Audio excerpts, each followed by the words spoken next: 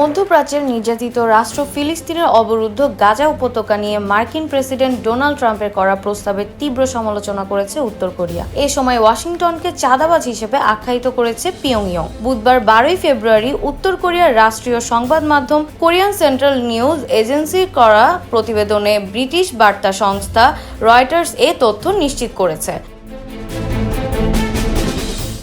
প্রতিবেদনে বলা হয়, মার্কিন প্রেসিডেন্ট ট্রাম্পের গাজা দখল এবং ফিলিস্তিনিদের হস্তান্তরের প্রস্তাবকে হাস্যকর হিসেবে অভিহিত করা হয়েছে। KCNA মন্তব্য করেছে, ট্রাম্পের এই প্রস্তাব বিশ্বের শান্তি ও নিরাপত্তার জন্য একটি গুরুতর হুমকি। প্রতিবেদনে জানানো হয়, ফিলিস্তিনিদের যে ক্ষীণ আশা ছিল নিরাপত্তা ও শান্তির জন্য ট্রাম্পের প্রস্তাব তা ধ্বংস করে দিয়েছে। যুক্তরাষ্ট্রের এই অশান্তি এখন বিশ্বের মধ্যে উত্তপ্ত সংকটের সৃষ্টি করেছে।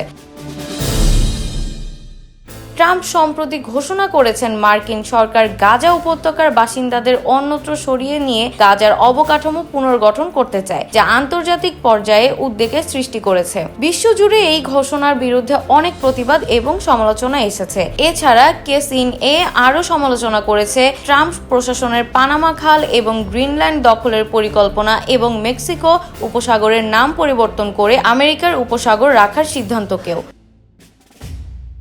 প্রতিবেদনে আরও জানানো হয়, যুক্তরাষ্ট্রকে তার কাল্পনিক বিভ্রান্তি থেকে জেগে উঠতে হবে এবং অবিলম্বে অন্য দেশগুলোর সার্বভৌমত্ব ও মর্যাদার প্রতি হস্তক্ষেপ বন্ধ করতে হবে। ট্রাম্পের প্রথম মেয়াদে উত্তর কোরিয়ার নেতা কিম জং উনের সঙ্গে হওয়া বৈঠকের প্রসঙ্গ তুলে ধরে KCNA বলেছেন, বর্তমানে যুক্তরাষ্ট্রের পক্ষ থেকে কোনো ইতিবাচক ইঙ্গিত নেই এবং তাদের পক্ষ থেকে উত্তরের নিরাপত্তা বিষয়ে বড় ধরনের হুমকি আসছে। উত্তর কোরিয়া সবসময় পশ্চিমা দৃষ্টিভঙ্গির বিপরীতে অবস্থান নিয়ে থাকে এবং গাজায় রক্তপাতের জন্য ইসরায়েলকে দায়ী করে যুক্তরাষ্ট্রকে এর সহযোগী হিসেবে চিহ্নিত করেছে।